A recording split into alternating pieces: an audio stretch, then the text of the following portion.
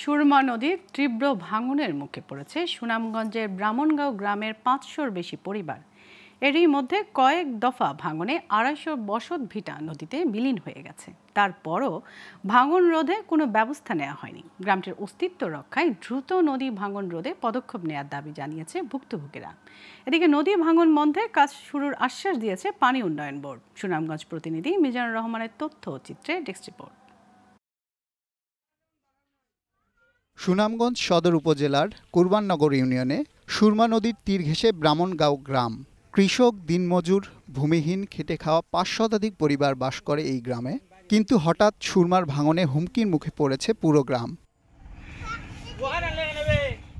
২০০৯ সালে শুরু হওয়া ভাঙনে এরই মধ্যে নদীতে বিলীন হয়ে গেছে ২৫০ ঘরবাড়ি, তলিয়ে গেছে ৪টি মন্দির, ২টি মসজিদ সহ প্রায় ৫০ একর জমিও। সুরমার ভয়াল গ্রাসে মাথা গোঁজার ঠাঁই হারিয়ে অন্যের বাড়িতে আশ্রয় নিয়েছে ১৩০টি পরিবার। তাই দ্রুত নদী ভাঙন বন্ধে কার্যকর পদক্ষেপ নেওয়ার দাবি তাদের।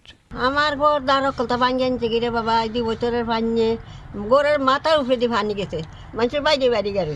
৫ বার বাড়ি বদলাইছি, 5 বার এই পর্যন্ত 5 বার বদলাইয়া আমরা অনেকবার শেষ পর্যায়ে আর আমরা আর করলামবার জায়গা নাই। নদী ভাঙ্গনে সুরমা নদী বাঁশ গাছ বাড়ি ঘর ভাঙ্গিয়া গেছে, ও কোনো তাকে যেন আমরা জানের বয়ে করে গিয়ে অগ্রিম যদি একটা বলে পড়ে আমরা তো অনেক কিছু আমরা জানটা বাঁচলো।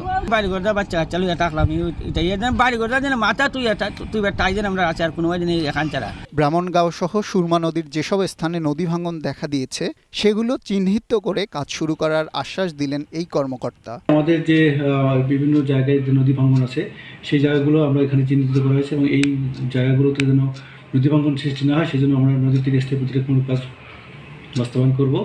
যদি আমাদের এই যে ডিপিপিটা অনুমোদন হয় আমাদের সেকেন্ড ফেজে, তাহলে আমাদের ওখানে যে সুরক্ষিত নয় এরকম অংশ যেটা এখন যেটা ভাঙন প্রবণ দেখা যাচ্ছে সেখানে আমরা মাধ্যমে কাজ বাস্তবায়ন করলে এলাকার লোক উপকৃত হবে এবং ভাঙন কমে আসবে।